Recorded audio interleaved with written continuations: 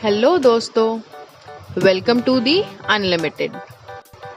रक्षाबंधन खुशी और उल्लास से भरा त्योहार है जो भाई बहन के बीच सबसे स्पेशल माना जाता है। ये भारत का बहुत ही प्रसिद्ध त्योहार है जो हिंदू धर्म के लोग मनाते हैं। लूनर कैलेंडर के अनुसार ये त्योहार जुलाई या अगस्त के महीने में श्रवण पूर्णिमा के दिन मनाया जाता है। इस शुभ दिन पर भाई अपनी बहन की रक्षा करने का वचन देता है और बहन अपने भाई की पूजा करती है और भाई की कलाई पर राखी बांधती है। इसके बाद दोनों एक दूसरे को अपने हाथों से मिठाई खिलाते हैं और बदले में बहन को उपहार या शगुन भी मिलता है। राखी, जैसे हम सब जानते हैं, भाइयों और बहनों के बीच प्यार का एक प्रतीक है, लेकिन हिंदू पौराणिक कथाओं में कुछ दिलचस्प तथ्य हैं। यदि आप उन्हें समझें तो आपको पता चलेगा कि राखी केवल भाई और बहनों द्वारा ही नहीं की जाती। भगवान इंद्रदेव ने एक शक्तिशाली राक्षस राजा बाली के साथ एक भयंकर युद्ध किया। इंद्रदेव और राजा बाली के बीच लंबी लड़ाई समाप्त नहीं हो रही थी और भगवान इंद्र का जीवन खतरे में देखकर उनकी पत्नी साची डर गई और उन्होंने इंद्र की कलाई पर एक कंगन बांध दिया जो उन्हें भगवान विष्णु ने दिया था। इस प्रकार पुराने समय में शादीशुदा जोड़ों के लिए धागा या कंगन बांधना एक परंपरा बन गई थी, लेकिन आज के समय में इसे भाई बहन से लेकर हर तरह के रिश्ते तक बढ़ा दिया गया है। इस त्योहार के लिए एक दिलचस्प तथ्य महाकाव्य हिंदी पौराणिक लिपि महाभारत से भी लिया गया है, जहां ये कहा गया है कि द्रौपदी ने एक बार भगवान कृष्ण को राखी बांधी थी। ऐसा कहा जाता है कि भगवान कृष्ण और द्रौपदी ने एक बहुत ही अटूट भाई बहन का रिश्ता संघा किया था। जैसे कि महाभारत में भी बताया है, एक दिन भगवान कृष्ण पतंग उड़ा रहे थे और उनकी पतंग से हाथ कट गया। यह देखकर द्रौपदी ने तुरंत अपनी साड़ी से एक कपड़े का टुकड़ा फाड़ दिया और उसे भगवान कृष्ण के हाथ पर बांध दिया और बदले में भगवान कृष्ण ने द्रौपदी की किसी भी हालत में रक्षा करने का वादा किया। बाद में जैसे कि वादा किया गया था, भगवान कृष्ण ने द्रौपदी को उन्हें चीर हरण के दौरान उनकी रक्षा की थी। ऐसा माना जाता है कि रक्षाबंधन की परंपरा 300 ईसा पूर्व से शुरू हुई थी, जब सिकंदर ने भारत पर आक्रमण किया था। हालांकि ये वास्तव में अजीब है, लेकिन एक दिलचस्प तथ्य है। ये भी कहा जाता है कि ब्रिटिश राज के दौरान ये पवित्र त्योहार विदेशी शासन के हस्तक्षेप से परेशान विभिन्न समुदाय के बीच दोस्ती और एकता की भावना को बढ़ाने के लिए मनाया जाता है, जो वास्तव में एक बहुत अच्छी बात थी, ताकि विभिन्न समुदाय के बीच शांति बनी रहे। यह त्योहार केवल हिंदुओं द्वारा नहीं बल्कि अन्य समुदाय के लोग द्वारा भी मनाया जाता है।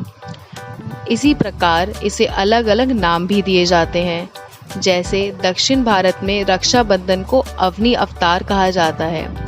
इस त्योहार को कुछ अन्य क्षेत्रों के अनुसार अलग अलग नाम भी दिए जाते हैं। पश्चिम बंगाल और उड़ीसा में इस त्योहार को पवित्रपन के नाम से जाना जाता है। हम सभी जानते हैं कि बहनों द्वारा भाई की कलाई पर राखी बांधी जाती है, लेकिन क्या हुआ अगर हम कहें कि ये महिलाओं की कलाई पर भी बांधा होता है? हैरान?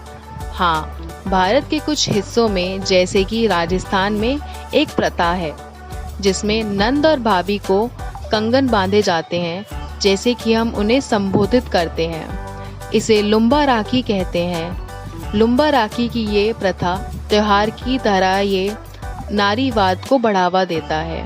आस्था का यह त्योहार भारत के साथ साथ नेपाल और मॉरिशस में भी मनाया जाता है। यह अमेरिका, श्रीलंका और यूनाइटेड अरब एमिरेट्स में रहने वाले भारतीयों और गैर भारतीयों द्वारा भी मनाया जाता है। जैसे कि यह त्योहार भाई और बहन के बीच एक अटूट रिश्ते को दर्शाता है। एक और तथ्य ये है कि ये त्योहार केवल हिंदुओं तक ही सीमित नहीं है, बल्कि बौद्ध, मुस्लिम, ईसाई और सिख द्वारा भी मनाया जाता है। रक्षाबंधन का त्योहार एक भाई और बहन के बीच पवित्रता और प्यार भरे रिश्ते को दर्शाता है। जैसे कि हम सब जानते हैं कि भाई बहन का रिश्ता बहुत खास होता है, क्योंकि ये बहुत जाना पहचाना होता है। ये दोनों के बीच दोस्ती का बंधन बनाता है। कभी कभी ऐसा होता है जैसे भाई अपनी बहन से मम्मी पापा से अपनी गलतियों को छुपाने के लिए कहता है, और कभी कभी बहन अपने भाई से मम्मी पापा को कुछ ना बतलाने की विनती करती है। दोनों के बीच इस तरह का ये रिश्ता बहुत ही प्यारा है। ये उस रिश्ते को भी बढ़ाता है जो उन्हें एक दूसरे का सम्मान करना सिखाता है, और अगर कोई उनका अपमान कर रहा हो तो एक दूसरे का पक्ष लेना भी सिखाता है। खेल या शरारत में भागीदारी होते हुए भी इस रिश्ते में एक दूसरे की जिम्मेदारी होती है। यह त्योहार रिश्तों के साथ लाता है और इसे और ख़ास बनाता है, क्योंकि यह उन्हें एक दूसरे के साथ अपनी भावनाओं को साझा करने में मदद करता है, जैसे कि उन्हें जीवन में उतार चढ़ाव, उनकी अशांत मन की समस्याएं, उनके स्वास्थ्य के मुद्दे और जीवन के कुछ महत्वपूर्ण निर्णय इस तरह की बॉन्डिंग होने से एक दूसरे से महत्वपूर्ण सलाह लेने में मदद करते हैं। जैसे कि हर रिश्ते में झगड़े होते हैं, इस रिश्ते में भी ऐसा समय आता है, लेकिन ज़्यादातर ये गलतफहमी होती है। मुश्किल समय में जैसे ही कुछ गंभीर होता है तो दोनों जानते हैं कि उन्हें एक दूसरे की ज़रूरत है, क्योंकि ये उनकी जिम्मेदारी है। हम सभी के भाई बहन हैं और हम सभी उन्हें बहुत प्यार करते हैं।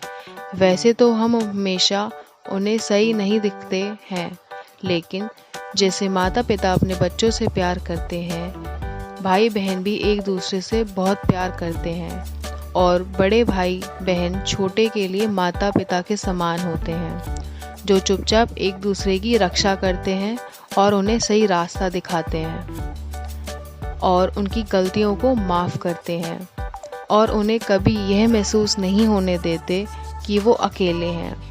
लेकिन इस तरह का रिश्ता हम मानते हैं कि सभी के साथ बनना चाहिए। ये सिर्फ भाई और बहनों तक ही सीमित नहीं रहना चाहिए। ये एक भारतीय के रूप में हमें सभी का सम्मान करने, जिम्मेदारी लेने और एक दूसरे का पक्ष लेने का संकल्प लेकर इस त्योहार का मनाना चाहिए, चाहे वह कोई भी हो, और हमेशा एक दूसरे की मदद करने के लिए तैयार रहना चाहिए। आप सभी को ढेर सारे प्यार के साथ रक्षाबंधन की हार्दिक शुभकामनाएं।